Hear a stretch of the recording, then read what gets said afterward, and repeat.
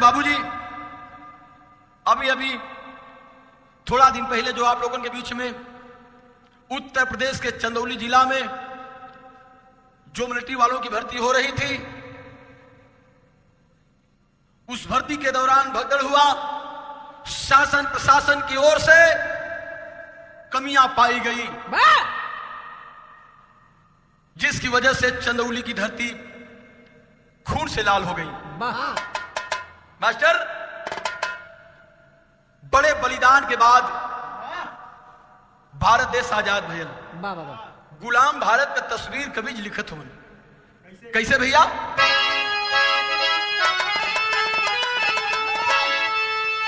तो वतन के फरिश्तों ने आवाज दी,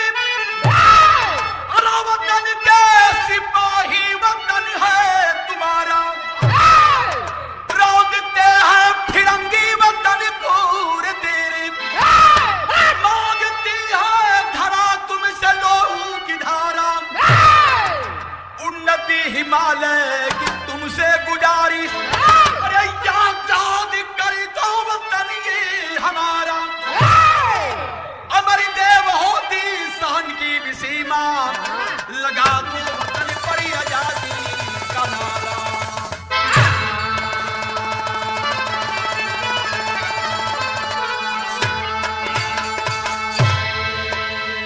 मास्टर, बड़ी मिजाजी कव्वाली लगा दिलन कवि जी। कवन की था?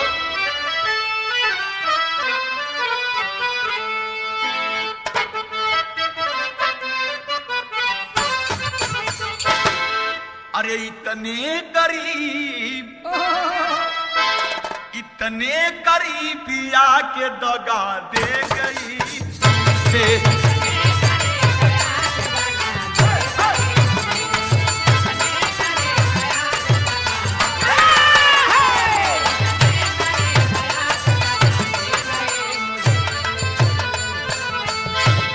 इतने करीब आके दगा दे गई मुझे,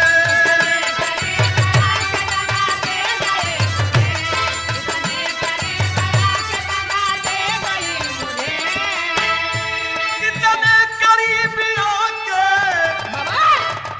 दगा दे गई मुझे,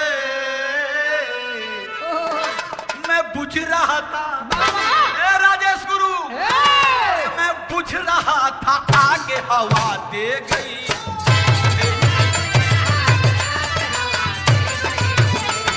मैं बुझ रहा था आगे हवा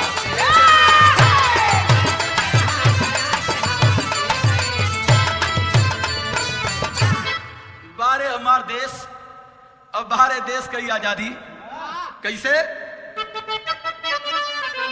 अरे कहने को आज, हाँ कहने को आज भारत को आजादी मिल गई,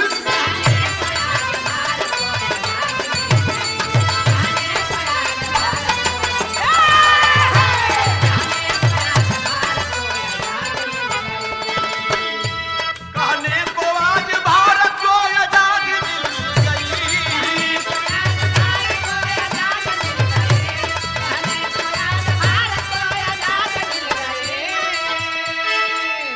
कहने को आज भारत को अरे आजादी मिल गई, लेकिन भीतर ही भीतर, अरे भीतर ही भीतर, तो भीतर ही भीतर खोखली बर्बादी मिल गई।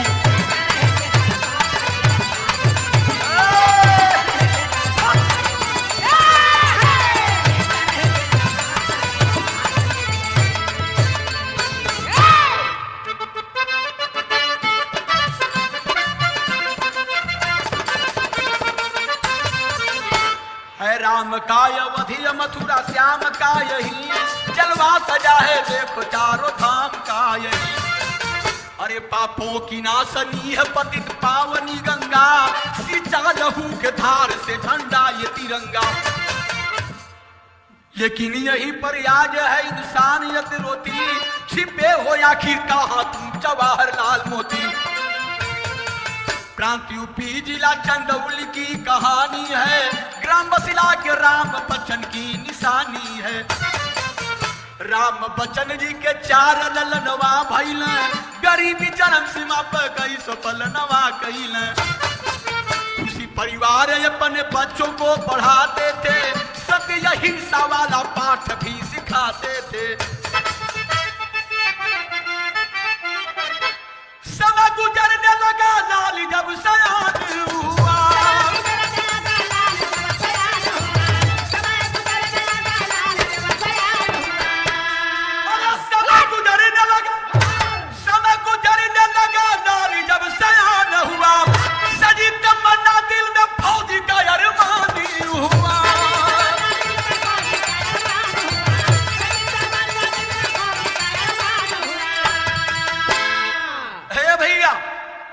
चंदौली जिला में पहली बार जब से बनारस से अलग भैल चंदौली जिला, तब से कौनो फौजियन के भर्ती नहीं निकल रहा।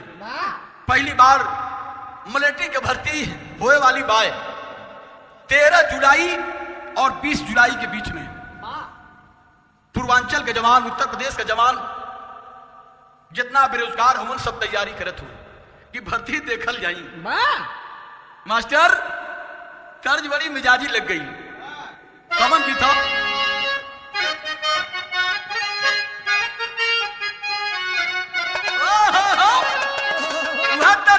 दुल्ही बतावत हो परदेसी दुल्हा से, आज गाड़ी धाली महापोथी राजा जी,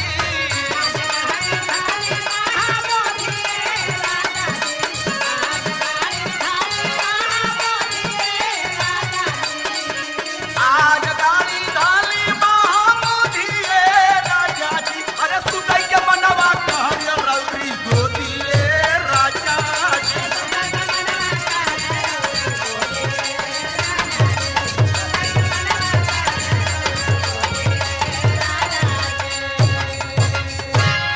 लड़का बड़ा रियाज करत हो कि दमा जौन चंदौली में भर्ती होए वाली है 13 जुलाई और 20 जुलाई के बीच में, इस भर्ती के देखे के तैयारी लड़कन का कैसन चल रहा भैया। कहना है भर्ती होई यूपी में मचल शोर ये बाबूजी,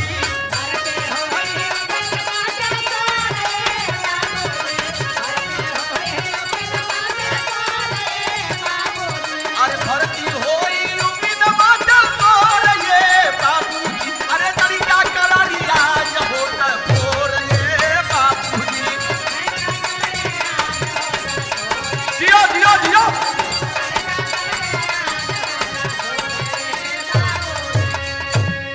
अरे खबर या अखबार में अब गोइली छपाई,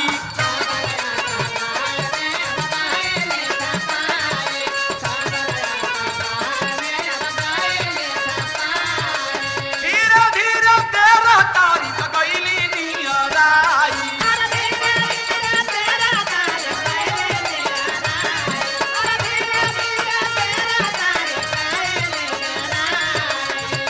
तारीख वाला भैया भोर ये बाबूजी,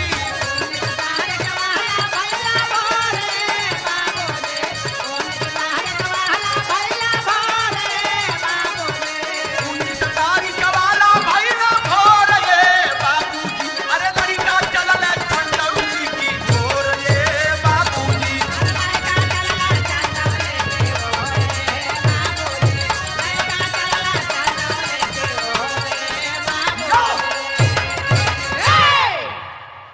हर जिला से नौजवान चलल हुन और दिल में बड़ा उल्लास हो, लोगन के दिल में बड़ी खुशी हो कि चंदौली जिला में भर्ती पहली बार होता और इतना रियाज पानी करके चल जाई और भर्ती हो जाई, अपने देश का दुश्मनन से रक्षा करल जाई।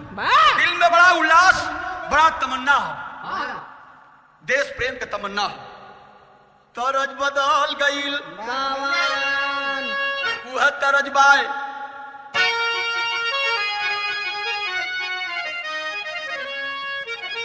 सुन कैला पलमू की कचौड़ी गली सुन कैला राजा मोर, यही मिर्जापुर के कैला गुराजार हो कचौड़ी गली सूर कैला राजा जी ए मुन्ना या राजा राजा जी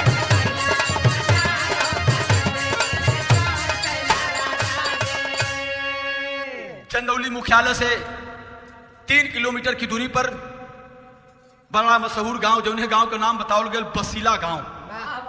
बसीला गांव का रहे वाले बाबू राम बचन पाल का एक बेटा अरविंद पाल बड़ा तैयारी करत हूं। क्षेत्र के लोग जिला जवार के लोग जो उन्हें अरविंद पाल के चिता के नाम से पुकारे हैं। अरविंद पाल भी चलल हूं भर्ती देखे बदे चंदौली जिला में। सुबह के बेला हो कहना हो अरे चल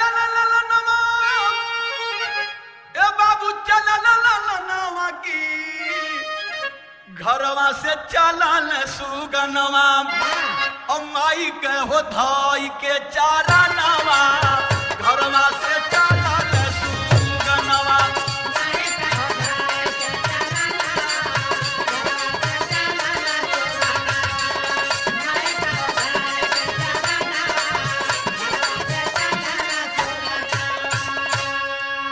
कहली मतारी बेटा खाई ले बा खानावा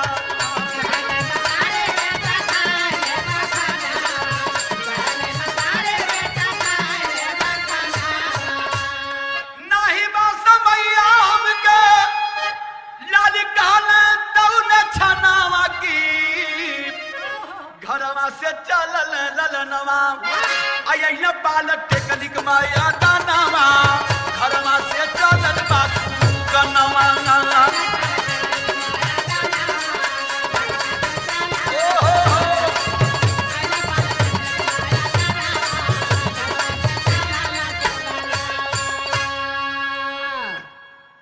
माई गली खाना खाला कहन कि नहीं माई भूख नहीं लगल है और खाना खा ले तो दौड़े में थोड़ा दिक्कत महसूस हुई।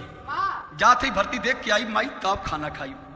खाना नहीं खिलन अरविंद पाल बसीला गांव से बाबू अलन चंदौली पॉलिटेक्निक मैदान में जहां की कई हजार लड़का जुटल हुआ। बड़ा उद्गार लेके बड़ा तमन्ना लेके लड़का हुआ। देश प्रेम लोगन के दिल में है। ए भैया 7 बजे दौड़ शुरू हो गई। पॉलिटेक्निक मैदान वो मैदान के 4 चक्कर लगावे के हो। एक चक्कर 440 मीटर का है। 4 चक्कर लड़कन के लगावे के है। ए भैया लड़का दौड़े लगलन तो तर्ज बदल गई राजेश गुरु। अब मुन्ना लाल तनी बांध के रही राजा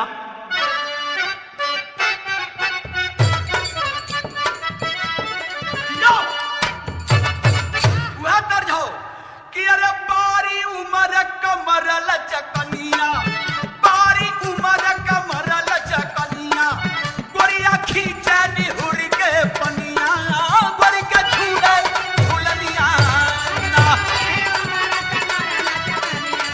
गोरिया खींचे निहुर के पनिया गोरी के झूले झूलनिया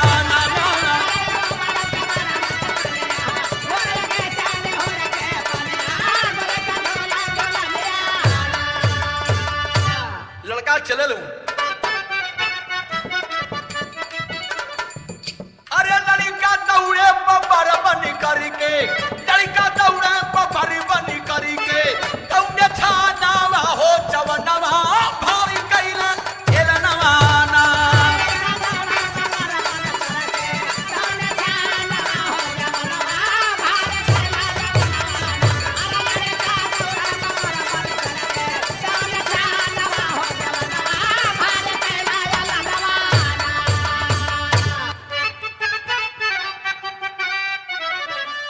इसके थापा की गद्दारी सबना बहुतन का दिहाला सजा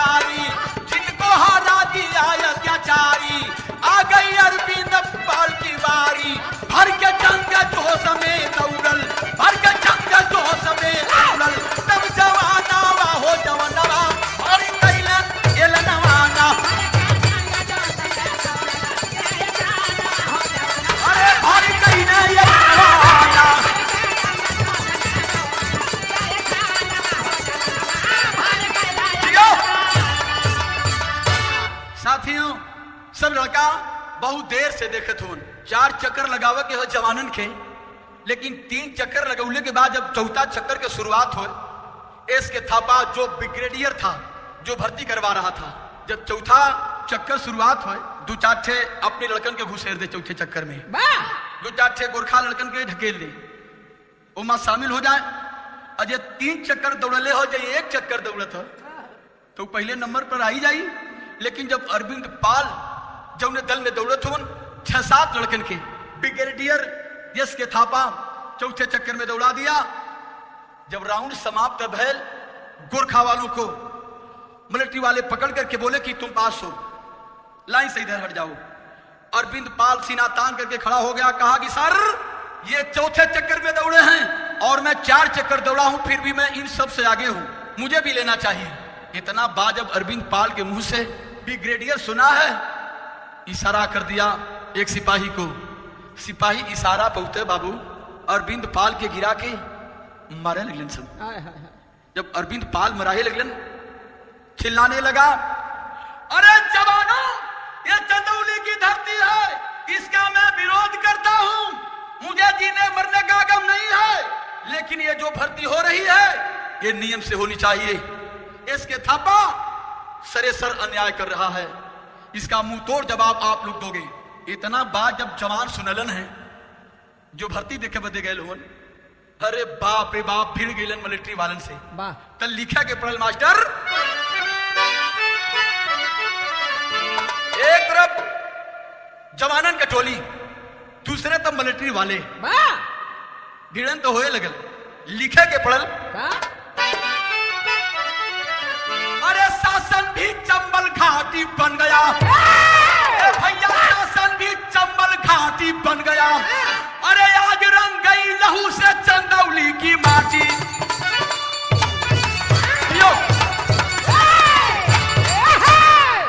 आज रंग गई लहू से चंदौली की माटी, शासन भी चंबल घाटी बन गया।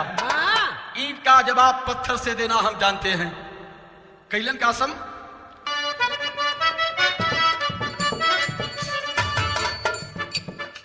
मांगा अरविंद हक पुकार, नाही सुने बदकार, कि ये गोली के बौछार नीचे बन के निर्दयी, घेरल ग्राउंड के दीवार सब ही करेला चिघार, लिखल के करे बाली लार नीचे बन के निर्दयी। अरे बहन खूनमा के धार, बहल खूनमा के धार, खुलल मौत के द्वार, घायल अरविंद कुमार नीचे बन के निर्दयी घायल।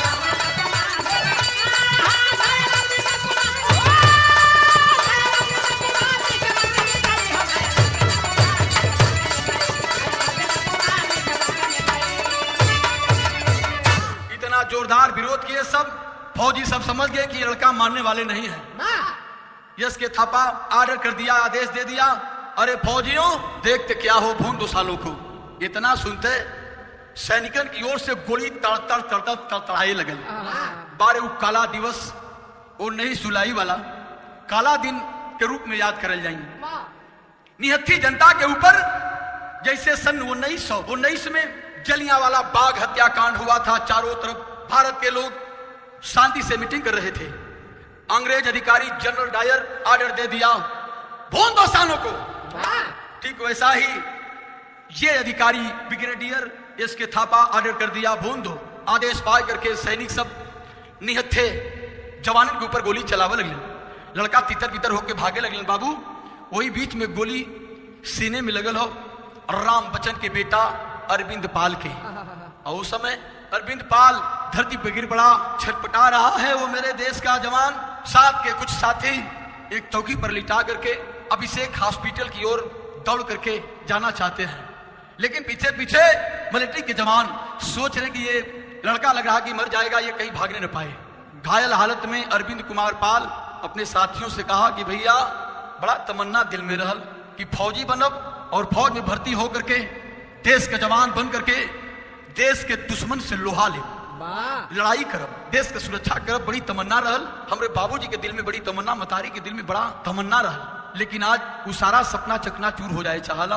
अरविंद कहा कि भैया हम जियरले मरले के गम ना हो, गम एक बात कह, कौने बात का गम हो?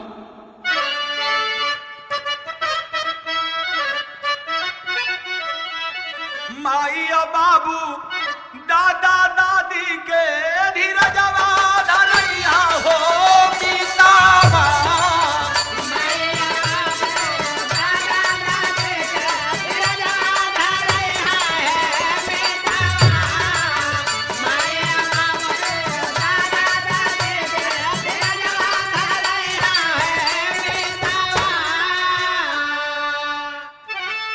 बाबू के करनी भर नहीं पवली, अरे माई के दुधावा उधार बा।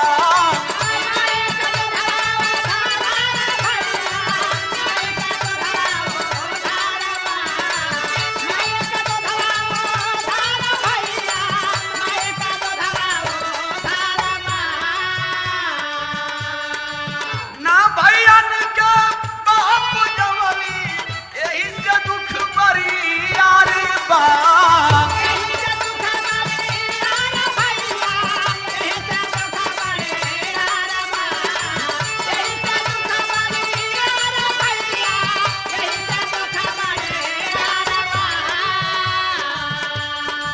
यह बातों से हथा जोरिया, यह बातों से हथा जोरिया, अरे ना भी लखैया ये बितावा।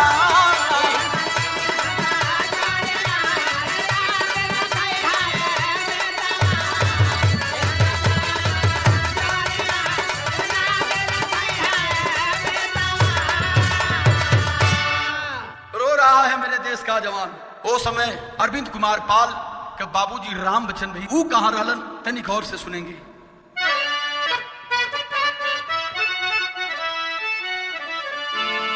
सत्य सगड़ी से आवती रहल, कई के स्वामी के दर्शनावा हो। धीरे धीरे अइले टेंगड़ा मोड़ी की बजरिया, कबले मोबाइल पर फोन अइले मनोजा सुगनावा के। मचलबा तूफान चारे चंदौली सहरिया,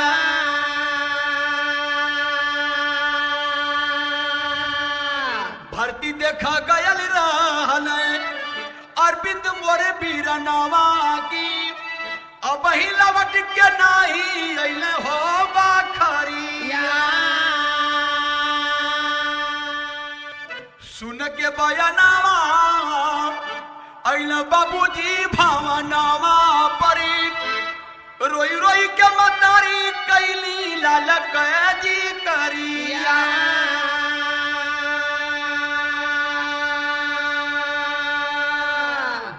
बाबूजी अइलन है बसीला गांव में अपने घरे राम बच्चन जी।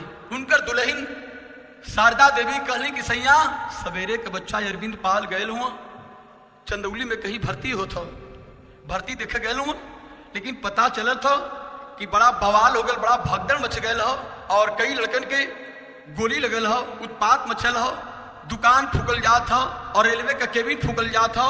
सब लड़का जान बचा बचा भागत हुन, लेकिन हमार अरविंद सवेरे का बिना खाना खैले गए हो, अभी तक बेटा आयल नहीं। तनी देखा स्वामी शारदा देवी के बात सुन के राम बच्चन पाल का हालत खराब होने लगल बाबू कि का भैल भगवान। अभी तो हम सत्तेशगढ़ अड़गड़ानंद स्वामी जी के दर्शन करके आवत ही, ऐसा तो नहीं कि घायल बच्चन में हमारा बच्चा शामिल हो। पता लगावो बदे साइकिल उठा के जब राम बच्चन पाल चलल हुआ चंदौली की ओर, तो लिखे के पड़ल भैया कैसे।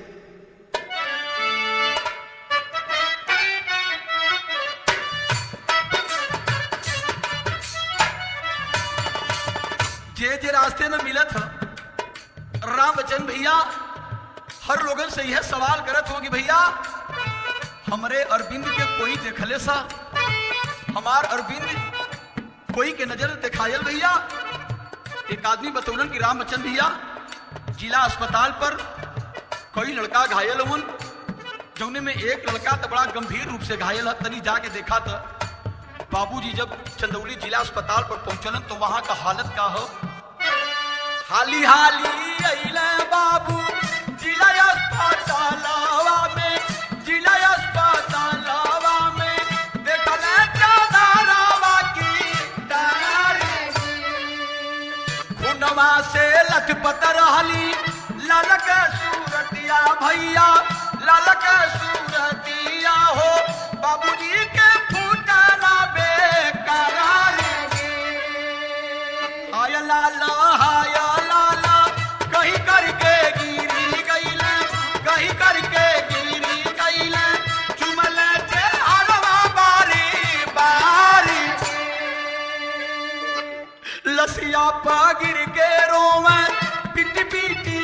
छतिया हो, बिट बिट छतिया हो, माई जो है राइया तो है।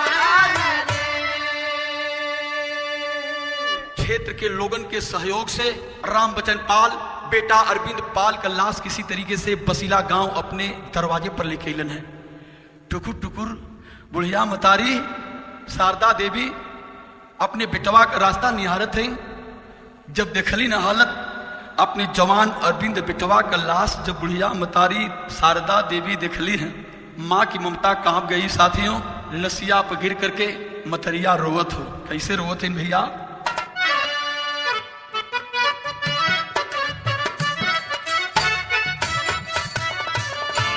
रोवली मतारी मुहवा खोल रे सुगनावा,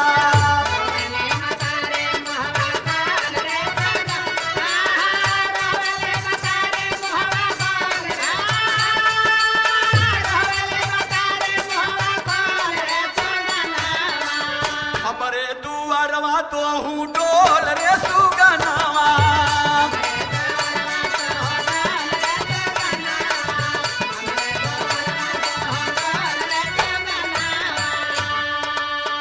बेटा बेटा कही के लाला के हम बोलई में, बेटा बेटा कह के लाला के हम बोलई, बेटा बेटा कह के लाला के हम बोलई। दौड़े बादे भोरवा में के हम जा गई में, दौड़े बादे भोरवा में के हम जा गई में, दौड़े बादे भोरवा में के हम जा गई में। जिंदगी के कैले दवा डोल रे सुगनावा, जिंदगी के कैले दवा डोल रे सुगनावा की। रोवली मतारी अखिया खोल रे लाला नावा,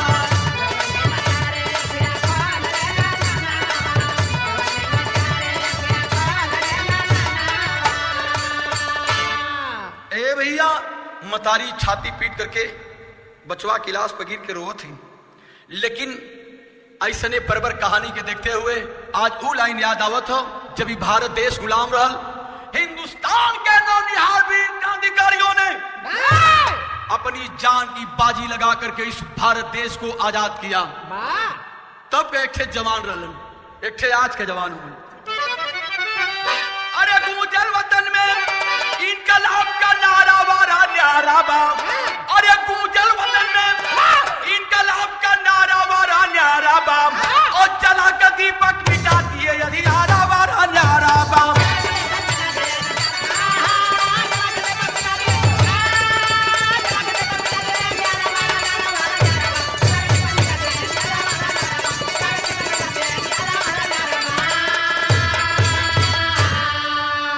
रक्षक बन के भक्षक बन गए, पापी नीच कसाई हो, गांधी गौतम के गरिमा को दिहला दाग लगाई हो।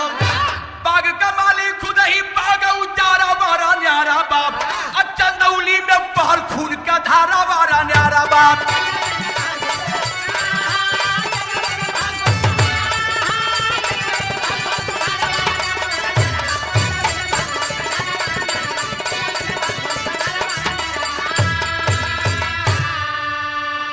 ब्रिगेडियर एस के थापा जो कि बहुत बड़ा गलत काम किया। पहले तो एस के थापा और चंदौली के जिलाधिकारी, ये दोनों अधिकारियों ने ये स्वीकार किया कि 5 लड़के मारे गए। बाद में ये दोनों अधिकारी मुकर गए। कैसा नहीं हुआ, आखिरकार जब लाश एक बच्चे की मिली, अरविंद पाल की लाश मिली, तो 4 लाश कहां गायब हो गई। अभी अभी हम स्टूडियो में रिकॉर्डिंग करवा रहे हैं, लेकिन आज सुबह की ये ताजी घटना है। एक पाड़े जी आए, रोते हुए चंदौली में अपने बच्चे को खोज रहे हैं कि हमारा बच्चा भर्ती देखने आया था चंदौली जिला में, लेकिन वो गायब है, वो बच्चा कहां गया। ऐसे न जाने कितने माँ बाप अपने बच्चे को ढूंढ रहे होंगे। सवाल खड़ा होता है मित्रों, 19 तारीख को चंदौली और बनारस जिले के लड़कों की भर्ती थी, तो आखिरकार ये गोरखा वाले कहां से आ गए।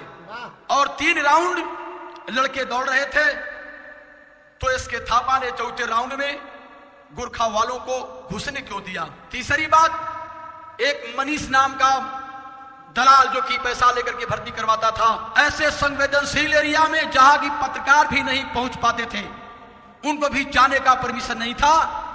ऐसे संवेदनशील एरिया में जिसके ऊपर 17 मुकदमे दर्ज थे दलाली के, मनीष कैसे पहुंच गया? चौथी बात, चौथा सवाल खड़ा होता है, चंदौली जिला जहां की पुख्ता सुरक्षा का इंतजाम नहीं था, वहां पर इतनी बड़ी मिलिट्री की भर्ती कैसे हो रही थी? पांचवा सवाल खड़ा होता है, ब्रिगेडियर एस के थापा को जब पहले से लोग जानते थे कि ये बेईमान किस्म का है, तो इस एस के थापा को भर्ती में शामिल क्यों किया गया? ये बड़े ही अहम सवाल है। हमारे डॉक्टर मोहन पाल साहब ने बताया कि हम लोग रात को देख रहे थे चंदौली जिले में जहां पर भर्ती हो रही थी, 6-7 एम्बुलेंस आधी रात को मंगाए गए। वो 6-7 एम्बुलेंस आधी रात को पॉलिटेक्निक मैदान में जहां मिलिट्री वाले थे वहां पर क्यों आए? कुछ लोगों का कहना था कि दिन में जो लड़के मरे थे, जो शहीद हुए थे, जो गोलियों के शिकार हुए थे, उस बच्चों की लाश अंदर मिलिट्री वाले रखे थे, एम्बुलेंस मंगा करके आधी रात को उस लाश को एम्बुलेंस में भर करके रवाना कर दिए। तमाम सवाल खड़ा होता है, लाश पकीर करके मतारी रो था, कैसे रो था?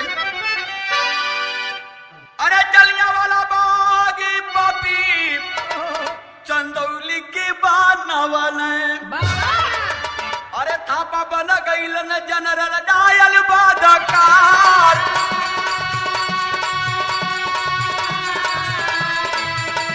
थापा बन गईल न जनरल डायल बादकार।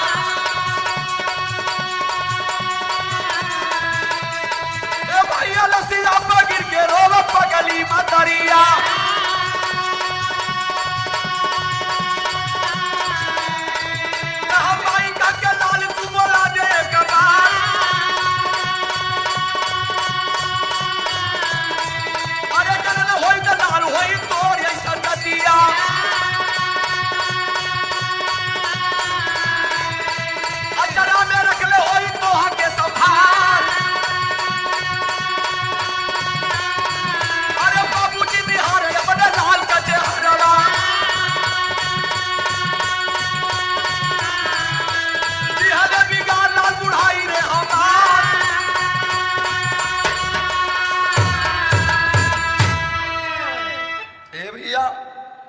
अगल बगल जिला जवार क्षेत्र के लोग, परिवार के लोग अरविंद पाल की लाश पकीर करके रोवत हुन। पूरे पूर्वांचल में दहशत व्याप्त है, हर जुबान पर एक ही चर्चा है, चंदौली भर्ती की चर्चा। जो कृत्य किया है देश के मिलिट्री वालों ने, देश के ऊपर, देश के माथे पर एक काला कलंक लग गया। यही लिए कहे कि पड़ल भैया कहना हो, रोवा माई बाबू, अरे दादा दादी भी लखाई के,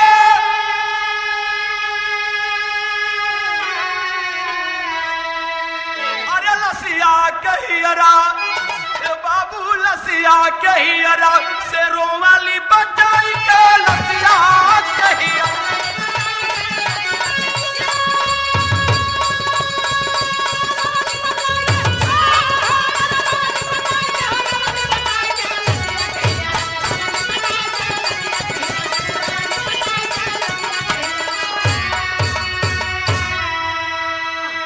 एक बेटा और मनोज कुमार पाल, राम बच्चन पाल का बेटवा, उल्लास फकीर करके एक ही बात कहा था कि अरविंद भैया तू चल गईला और कैसे बाबूजी के हम धीरा जावा बधाई में,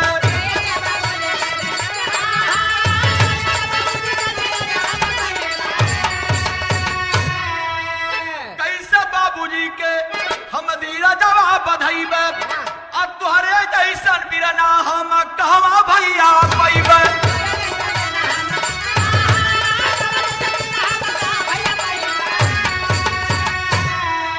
नाही बाट धीर जा धीर जवा बधाई के, बाबू लसिया के हियरा से रोवाली बचाई के, लसिया के हियरा।